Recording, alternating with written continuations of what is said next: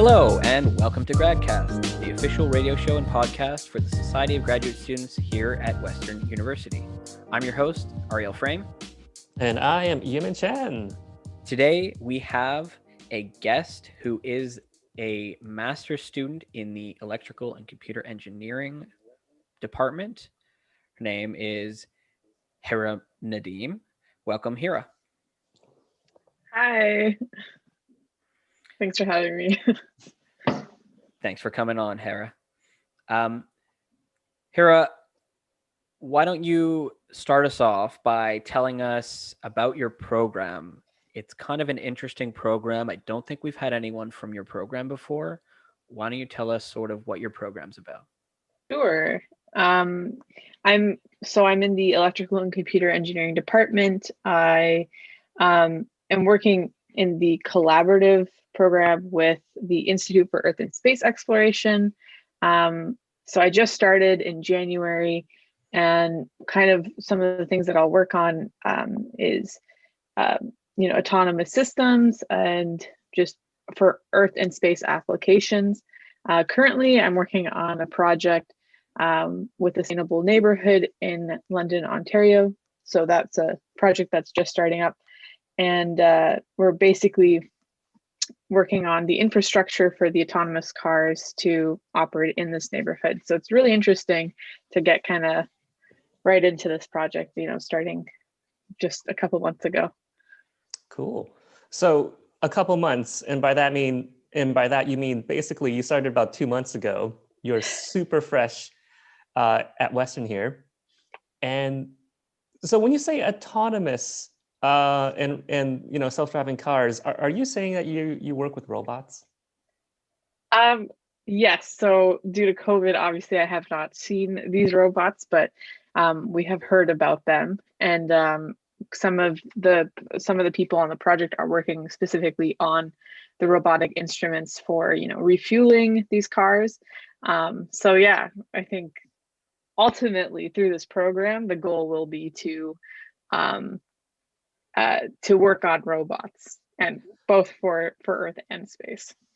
Right. So you mentioned space as well. Is this to say that sort of entering into electrical and computer engineering is just sort of a stepping stone for what perhaps is your true ambition to explore the cosmos? Yes. Yeah, that's exactly right. I did my undergraduate degree in electrical engineering, and so that was a lot of like theory and power systems and learning the basics. So doing this master's here with my supervisor, Dr. Kenneth McIsaac, has been really great. Just hearing about the potential projects to apply this background I have in electrical engineering. So yeah, it was absolutely a stepping stone, and I think it's really great to see different disciplines in engineering also kind of applying their backgrounds to space. So yeah, it's one of the ways that you can do that is with electrical engineering. Right. And so like you just started here in January, like I said, about 2 months ago. And that's because you're like hot off of a fellowship. Is that right? You were in San Francisco doing all sorts of really neato space things? Yeah. So a little bit about that is I was accepted into this fellowship called the Brooke Owens Fellowship. Mm-hmm. And so it's a program that's primarily for US students, but they've had it open to international students since its inception 4 to 5 years ago. And basically it was created by these pretty major names in the aerospace industry in the States, including the ex-deputy administrator of NASA, Lori Garver, and as well William Pomerantz from Virgin Orbit, and Cassie Lee Coldenbrandts from the UNUSA Space for Women Network. And she does a lot of other stuff. They all do so many things, but they are some pretty big people in the aerospace industry in the US. And so when their good friend, Dawn Brooke Owens, passed from cancer, they made this fellowship in her name to help elevate and support women and gender minorities trying to enter the space industry. So that's where the Brooke Owens Fellowship was born, and I saw it. I heard about it kind of on LinkedIn, and I was like, "Well, this is really cool," but I didn't think I could do it because U.S. space is very hard for international people to work and be a part of due to defense contracts and a lot of issues in that way. But yeah, when I saw that you didn't have to be based in the U.S. and you could be a student abroad, that was like really interesting. And so I applied, not even thinking I had a shot at all. And by some crazy strike of luck, I was able to make it through. It was a very grueling process from submitting it in early fall of 2019 to going through the different interview processes all the way up until December, when they matched me with my host company, which ended up being Planet Labs in San Francisco, and announcing that I was part of the fellowship. And so I joined 40 other women and gender minorities in the aerospace industry. I was the first Canadian to be selected for this program, which was really interesting. And it was just crazy to me that more people from Canada had not heard of this. And so I really hope more Canadians apply and that we can find opportunities for more Canadians. But yeah, it was myself was one of the international students that year, as well as a girl from Poland. And so we were really excited because we both got matched with Planet Labs. So we were both going to go to Planet together and like work. But then COVID happened and the visa ban happened. And so there was a lot of complications for me to get to San Francisco. But Planet is a great company. So to give you some background on what Planet is, they're an Earth observation satellite company. They have the largest fleet of Earth observation satellites in orbit around the Earth. So anytime you probably see a picture of the Earth and like changes, for example, most recently last summer when the street was painted with the Black Lives Matter in DC, they captured a photo of that from above with their SkySats, because they're able to kind of task them to take pictures at any given time. So anytime you see those pictures, it's probably Planet. And so I was really excited to get to work with them. And yes, so all problems and pandemic aside, they were able to get me to San Francisco in the fall of last year, which delayed my master's to start in January. So I'm really grateful to Western and my supervisor being so understanding and able to make that work. But yeah, I got to be around satellites and touch them. And I even got to make some art for the side of one. And they launched that on the SpaceX rocket in January. So it was really cool to like watch this huge fleet of satellites that I got to touch and see and go through the process of, and they all made it into space. And that was something that I touched. So it was a really, really cool experience. So Planet sounds like a pretty interesting and really influential company, really important company. What was your role when you did your internship there? What did you learn? So I was a manufacturing and test engineering intern. And so that kind of combined both my background in electrical engineering as well as some of the computer engineering aspects. And it had some implications for mechanical engineering. But the best part about any kind of job is that it doesn't have to fit into what you did in school. You're able to learn. So, just kind of go for it. So I worked on the engineering test equipment. And so when you test a satellite, you want the testing to be very consistent for each satellite. So having an autonomous system that you can, an automated system that you, program and you just kind of click start and it does the test the same way for each satellite. That's kind of what Planet has built up in their own manufacturing production line. So my job was to kind of support that. And, the team has done a great job of like making everything super automated and run really smoothly. They pumped out 48 satellites for this recent launch, which is a huge, huge feat. So to do that, you need to have a really, really stringent process. So I worked on a small project on one of their subsystems, And it was a really cool experience to work with all these like really cool Silicon Valley like software engineers. And you know, my manager had worked at Tesla prior, so it was really cool to be around these like cool people and be supported in that environment. And yeah, I was doing like engineering stuff, but they were really welcoming to me to kind of just like be on the production line and help with assembly or testing. And yeah, I just got to like move the satellites to each station and like watch them do their thing. And if there were the limits, so if you test something and it doesn't go as you expected, most of the time the engineers will know why and they can fix it. So I was just basically like, oh, this doesn't work. Can someone explain this to me? So through the testing process, you can learn a lot about what a satellite does and like what it should do. So it was a really interesting experience to kind of like get on that level and understand how that would affect the design of a satellite at the beginning.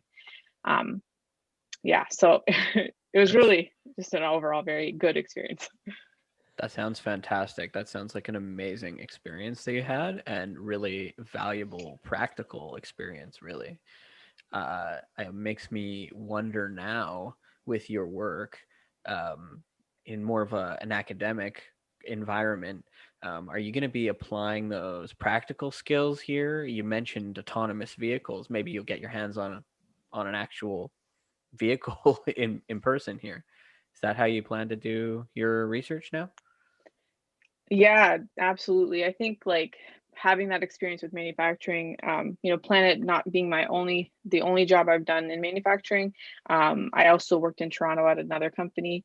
I'm very used to having my hands on like some kind of some, you know, instrumentation or anything like that I'm trying to understand and trying to work with. So this project that I'm working on with my research group right now, we'll have a lot of that down the line, is what we hope, if things are, you know, more welcoming to in-person interaction. But right now what I'm working on is more of a design of like a electrical printed circuit board. So that will require me to, you know, design it, then make it, and then test it. So I think I'll definitely have a lot of opportunities to do that hands-on aspect. And I think my supervisor is very willing to, you know, find me projects and things to do that will kind of feed that passion as well. So I'm excited. So Hira, you also you mentioned that you wanted to eventually work on more space-related projects. Of course, you're sort of very early in the process right now, but what sorts of projects do you see yourself working on in, say, the coming years? Yeah, I mean, I don't really know what can happen in the next few years. I think this is a great time for Canadian space. We're signing on with a lot of interesting projects. You know, most recently, the past 2 years, we signed on with the Lunar Gateway project, as well as we recently signed on to send Canadian astronauts on the Artemis mission, and you know, the next launch to the moon. And Western is very instrumental in that. You know, through the Institute for Earth and Space Exploration, they do a lot of work to make sure that Western is there and Western is at that forefront, bringing their graduate students, bringing their resources, participate in the Canadian space industry. So I think it's a great time right now that there's a lot of options for what I could work on, a lot of projects that could come up, primarily based on my experience at Planet. I'm really interested in how to use satellite data. Another part of my research group is, well, part of that autonomous aspect is that we use a lot of machine learning and predictions and understanding like how, you know, what the data is like and what the data is saying. So I think satellite data is a very interesting, you know, thing in this industry, and we can learn a lot from space. So like, how does the climate change, and how does food security change based on the climate, and can we detect floods? Can we, you know, detect forest fires, and like, how can we help people who are, you know, affected by, you know, natural disasters? So there's a lot that we can do, and I think that's kind of like an immediate thing that I see myself working on, is kind of understanding satellite data and like using machine learning tools to make good predictions. But down the line, like a big reason why I was really excited about coming to Western and working in the collaborative program is to eventually work on space missions like, the recent Perseverance Mars mission. And, there's another Western graduate who was who was working hands-on down at JPL, operating this rover. So it's like very in line that, it's a possibility that, I could be at my master's in Western in a few years. I could be working on like really cool exploratory missions, and that's kind of my goal. I'd love to, either work at the CSA and operate the Canadarm, or go down to JPL and work on a rover, like wherever life takes me. Like, I think that would be really cool. Wow. So now that you've had this worldly experience going to America and getting involved and understanding, their system, I think that a lot of people, when they think space, they think NASA. That's like the only thing I would have been able to think of in terms of space. I don't even really know what the acronym is for a Canadian space agency. I could guess, but I'm not going to. Could you please tell us about how the Canadian Space Agency, whatever it's called, fares compared to other space agencies around the world? Yeah, absolutely. And I mean, you got it right on the nose. Canadian Space Agency, CSA. They also go by ASC in French because we're bilingual in this country. So Agence Spatiale Canadienne. I'm really working on my French. It would be great to be also bilingual if I want to work in Canadian industry. But yeah, so Canada is definitely, everyone knows it, is not as big as NASA. NASA has a lot of, propaganda. Well, not really negative, very good branding and marketing, and a lot of people are excited about NASA always, and it always has been just from the beginning. When we went to the moon, NASA was the forefront, even though all these other countries were working on it together. But that's just the reality of it. You have kids running around with NASA t-shirts. How many have you seen with CSA t-shirts? And I would love to change that. I would love to be very proud of the CSA, and there's a lot of reason to be. We have achieved a lot as Canadians, even just the fact that you can look at the ISS and you can see this thing with a huge Canadian flag and Canadarm, like that's a big, big feat. And it took Canadians and the CSA's support and their contribution to get us there. And it's going to continue. We are the people, Canadians are the ones who are at the forefront of robotics and space. And satellite telecommunication is major. I think being the third country to go to launch a satellite, and we're very active in the communications realm. But yeah, we don't really talk about it. We're not as like well branded. But I'm very hopeful because recently the CSA has new leadership with Lisa Campbell, and I feel the change because she is this person who is like us, who's very excited about space. And I've never met her, but just like hearing how other people have interacted with her, people within the industry that I do know, within the agency who I know, and just like they're excited. So I feel hopeful that, this is a new era for CSA and, for Canadians, we're pushing something. And I think, we'll never be like NASA, but I think we have something else, here, and we should nurture that and see where it goes. I think you make a really great point there, because I had no idea that Canada was the third country to put a satellite into space. Yeah. And I mean, we do a lot of stuff like, I mean, the LiDAR, I think, I wish I knew more space facts. I just know that space is great and Canada is great in space. But I think the LiDAR on one of the instruments that went to Mars, that was a Canadian contribution. I feel like it's one of the rovers. Someone's going to like comment about this and be like, man, you should have known this. Because I think people from Western have been involved with that. But anyway, like, oh yeah, it was, I think, the LiDAR that detected water.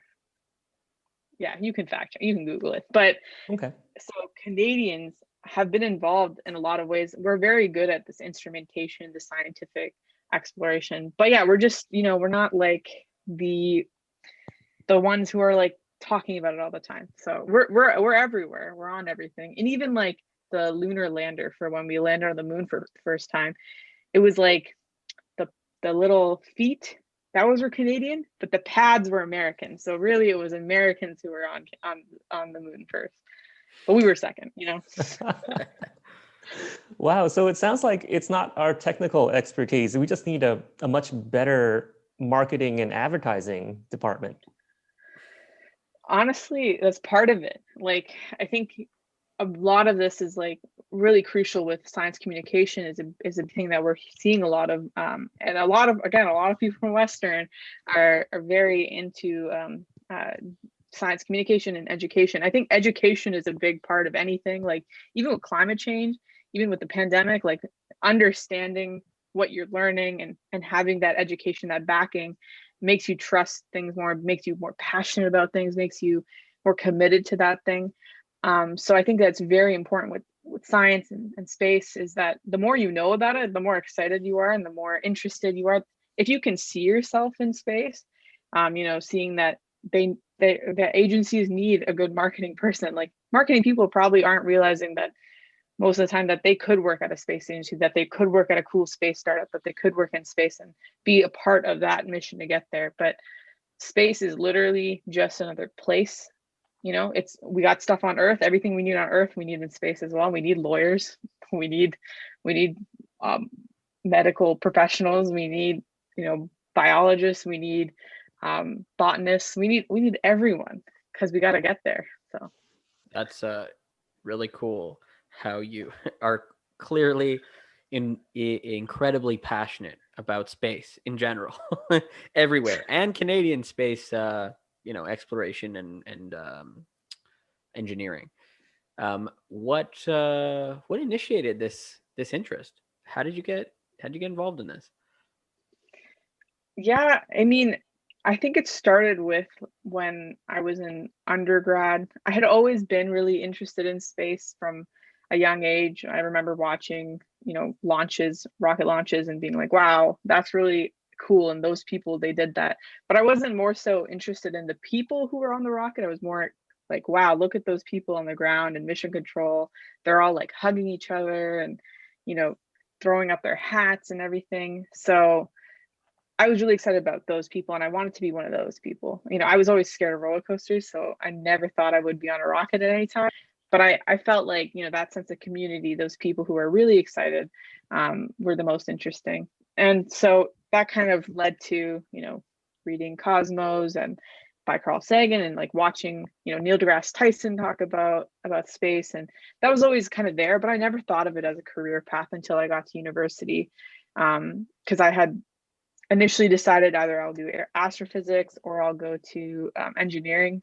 And, you know, being someone from an immigrant family, and, you know, practical, and like, you know, what is going to give you job security, even though my parents have always been very supportive of me doing anything that I want, that kind of practical, pragmatic mindset has stuck with me. So I was like, well, it's a good fallback if I do engineering, because if I can't get a job in what I want to do, or if it's not something quite in line with, you know, my passions, at least I'll be employable. And so I didn't think there was a line, which is like, looking back on it, like how would I have not known that engineers could get jobs in space? Like, I specifically thought you had to be an aerospace engineer. But as an electrical engineer, I was like, there's no jobs for me. And so it kind of led me to finding those other people who were getting into space regardless of their background. And I learned very quickly that electrical engineers are needed. And so I had started a club in my undergraduate, at school, through the Planetary Society, which is, you know, Carl Sagan started that. And, you know, that kind of catalyst like got me to, you know, meeting more people and building a sense of community around other people who were interested in space. And went on to work with Zenith Canada, who is the Students for the Exploration and Development of Space Canada, who, you know, make opportunities. Like, they have this like cool project where you can send, like, students compete, 4 teams get to go on a flight, on a parabolic flight, which is microgravity. So you get to see a bunch of kids floating in space pretty much, which is really cool. So it was like all of these experiences, volunteering, and just like hearing other people's stories in Canada who are excited about space, who are looking for jobs in space from different backgrounds, and relating to them in many ways, and understanding that I had a more privilege in terms of the career path that I'm on is more employable in a lot of ways, and being able to take time off of school because I live at home and my parents don't mind me taking the car to go to a conference, and realizing that there's a lot of opportunities for other people that I could be a part of. So all of this kind of stuff led me to be really passionate about trying to find opportunities for myself, for other people, and like working together.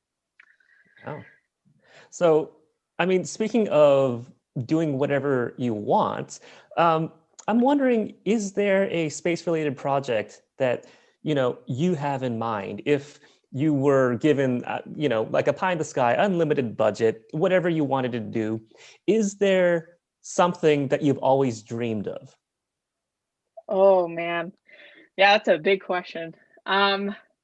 Honestly, like it sounds really practical again, like this is me being pragmatic, but I'm like really interested in space junk. Like I'm just like kind of concerned about it. Like there's a lot of it. And honestly, I don't know that much, but it would be really cool if I could like work on a project if I had a lot of money, thought like vacuum suck space junk into a some kind of space vacuum that didn't just like compressed it like Wall-E style and like ejected it at the sun. Like that would be really great. And I feel like with the right number we could do it, but yeah, I don't know. Space junk is something, because like I'm someone who's interested in satellites, and I'm like, okay, let me toss a bunch of satellites up there, but then what happens if they break or if we can't use them anymore? They're just going to float around, and then they could hit the ISS, they could hit a person, they could hit another satellite.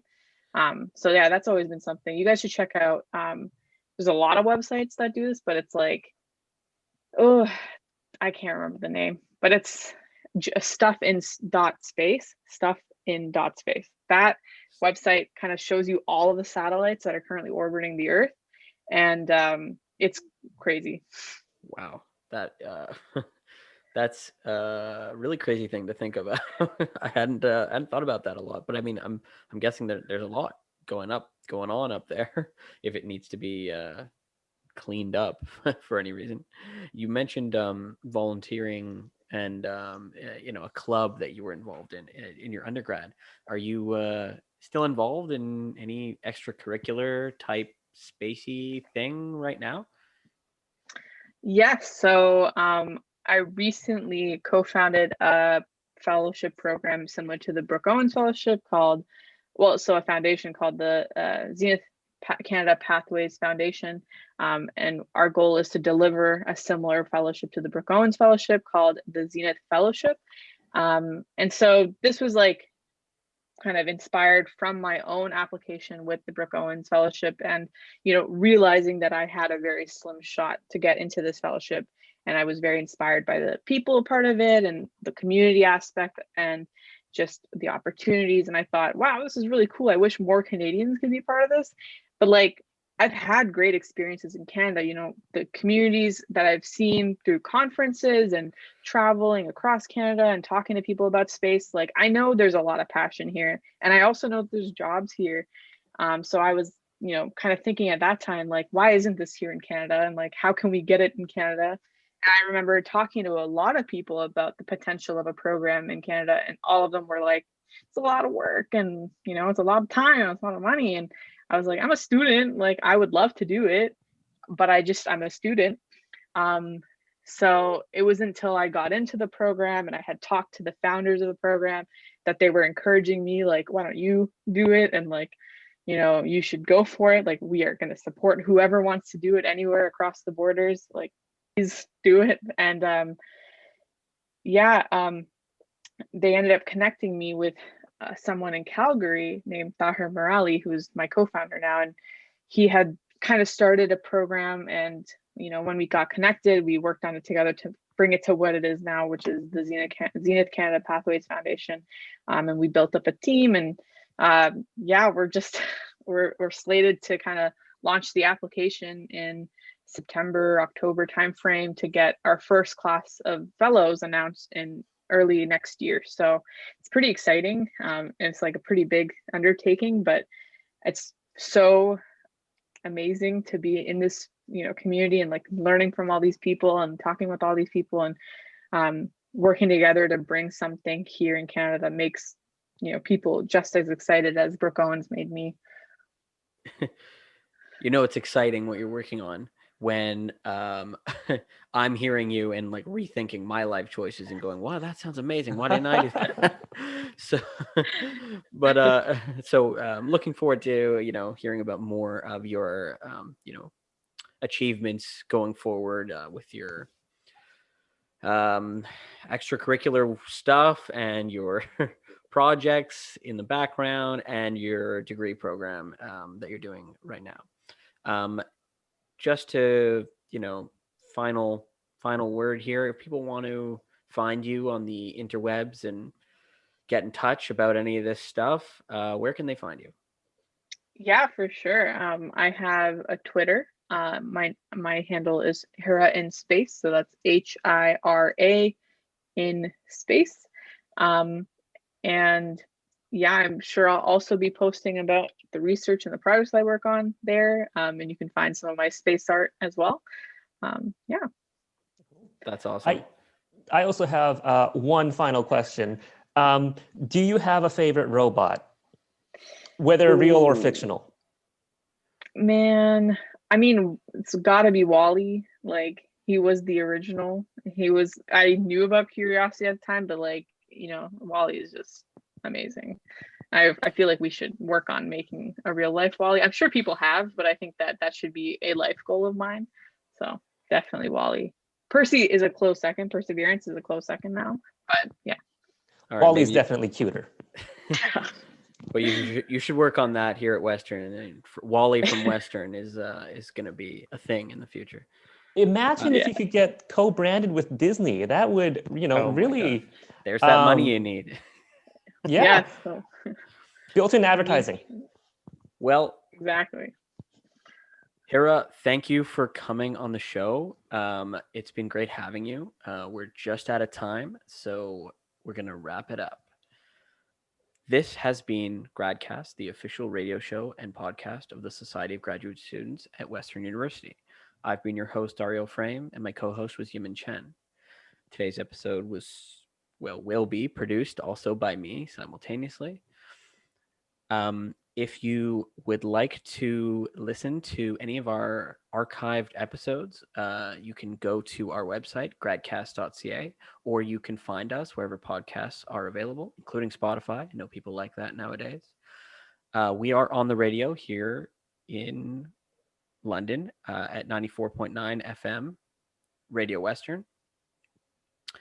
And some episodes are available on YouTube as a video version, and that's at Gradcast Radio. If you want to get a hold of us, you can find us on social media, Twitter, Instagram, Facebook, at Gradcast Radio. And if you want to come on the show, if you want to sit where I'm sitting, if you want to sit where Hira sat today, you can email us, gradcastradio@gmail.com. Thank you for listening. Have a good night.